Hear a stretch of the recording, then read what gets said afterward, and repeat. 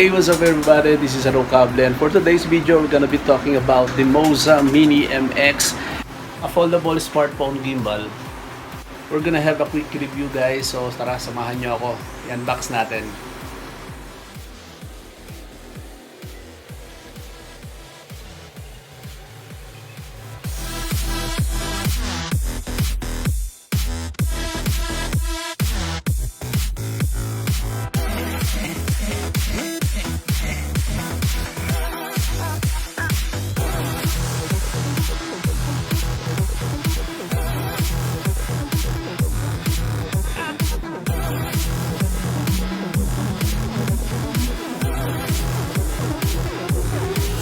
Tara guys, start na tayo. Buksan na natin itong Moza Mini MX, and shoutout pala kay Charlene Ramilio. Thank you for the free string bag ng Moza. So ayun guys, start na tayo.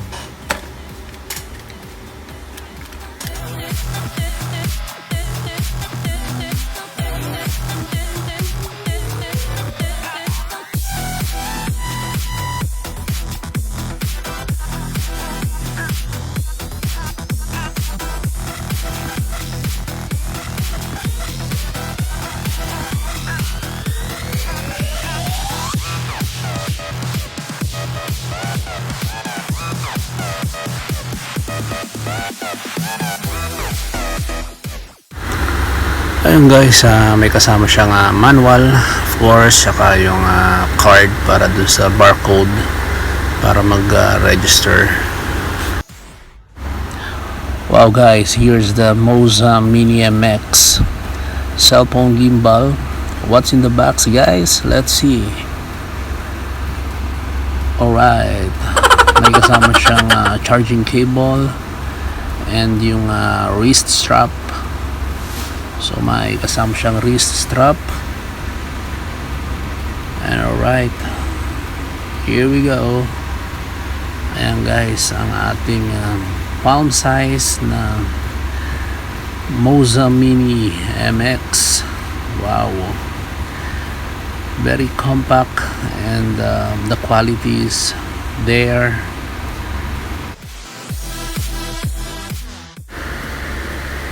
So ayun guys, meron pa siyang isang maliit na box, and nakaseal din siya.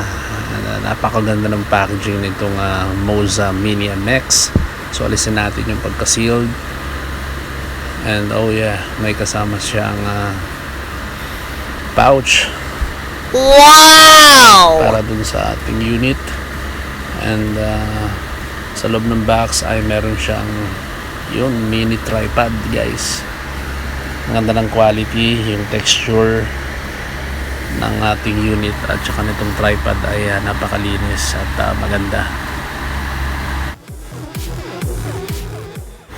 Ay guys, lahat na may axis na part nitong unit natin ng gimbal ay kailangan i-rotate mo ng clockwise. Mula dun sa handle, i-rotate mo siya ng clockwise ng isa hanggang dalawa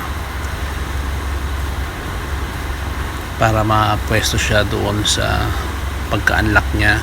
And dito sa axis na to ay mayroon siyang sign na unlock, so rotate mo ulit ng clockwise.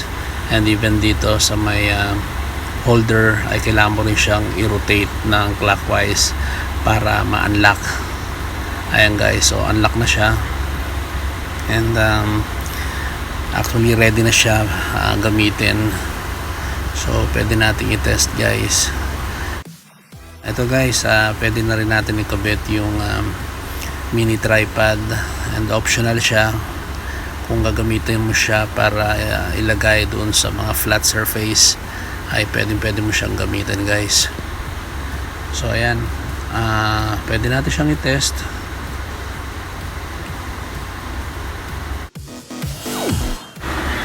So ayun guys, ito yung itsura niya kapag naka-off yung ating gimbal. So i-on natin yung power button, press natin guys. Ayan guys, gumalaw yung camera. So pag gumalaw yung camera, meaning naka default position na siya. Yan yung pinaka basic or standard position niya. Every time mag turn on yung gimbal natin. So actually itong on and off button niya ay yan din ang ginagamit for video recording. Siya yung so siya rin yung ginagamit para sa pag-start ng video recording, and ginagamit din siya para sa pag-stop ng video. So dalawa yung purpose niya. Hi guys, ang isa sa maganda rito yung cellphone holder. Meron siyang sticker dito sa top ng holder. So guide mo siya or reference para dun sa orientation ng camera kung saan siya dapat nakalagay. So in this case, ito yung top niya, and then ito yung bottom niya. Hi guys, ito yung orientation pag naka-landscape. Yun yung default niya. But using power button, ito ang mangyayari kapag pinress mo siya ng 3 times yung power button natin. So try natin guys. Ayan guys, nag-portrait siya kapag kailangan mo siyang gamitin for a social media platform. Pero pag YouTube tayo, of course, landscape. So balik natin siya ng landscape. Press 3 times yung power button. Ayan guys.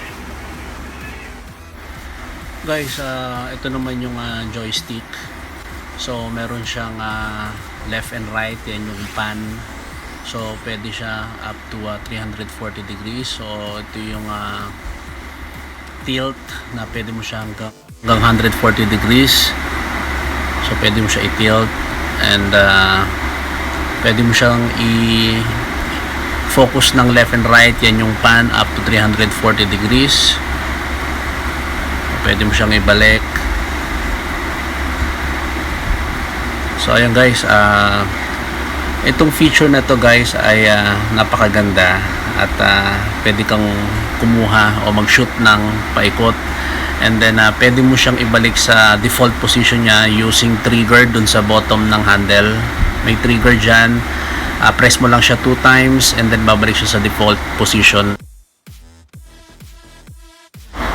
Hi guys, yung ating trigger, ang purpose nito ay para din siya sa front camera and back camera. So pwede mo siyang i-focus using your front camera and back camera.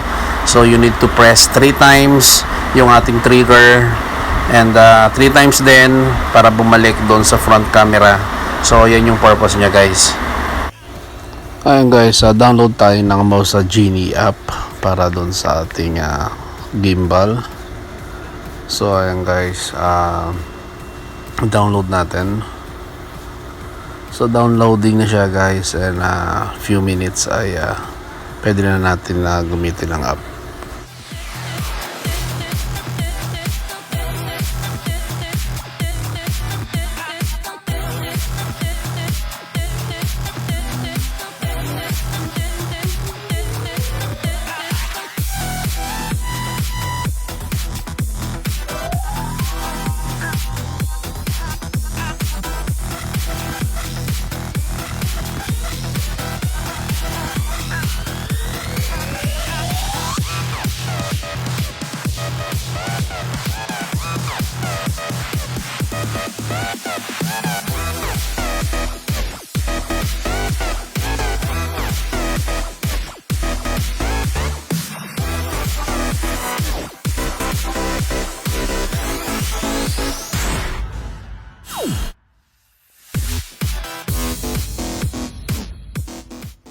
For this one guys, open natin ang Moza app, and then i-check natin guys kung ano yung purpose nitong minus and plus button. So let's see guys. Guys, itong plus button ay para yan sa zoom in, and if you want to do a zoom out shoot, just press minus sign doon sa button.